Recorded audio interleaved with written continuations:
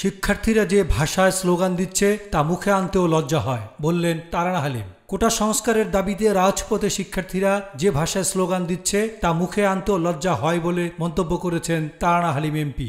একটি প্রজন্ম যারা মুক্তিযুদ্ধকে না জেনে বড় হয়েছে, মুক্তিযুদ্ধের চেতনার সঙ্গে যাদের সংশ্লিষ্টতা নেই, যারা মুক্তিযুদ্ধ কি জানে না, মুক্তিযুদ্ধের ত্যাগ জানে না, মুক্তিযুদ্ধের মূল্যবোধ জানে না, এই যে শূন্য একটা ভ্যাকিউম, এটাকে আমরা বারমুডা ট্রায়াঙ্গলের যেমন একটা ভ্যাকিউম আছে, একটা মাধ্যাকর্ষণ শক্তি আছে নিচের দিকে টানে, অনেকটা সেরকম একটা ভ্যাকিউম কিন্তু তৈরি করে গিয়েছিল জিয়াউর রহমান।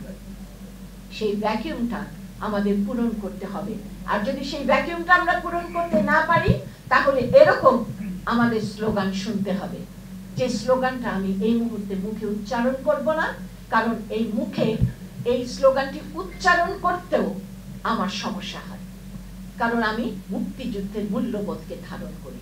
বাংলাদেশ প্রগতিশীল কলামিস্ট ফোরাম আয়োজিত বিচারহীনতায় বাংলাদেশ, বেআইনি আইন, ইন্ডেমনিটি ও কারারুদ্ধ জননেত্রী শীর্ষক সেমিনারে বিশেষ অতিথি হিসেবে বক্তব্যে তিনি একথা বলেন। আল আমিন সেলিম, গণমানুষের আওয়াজ, ঢাকা।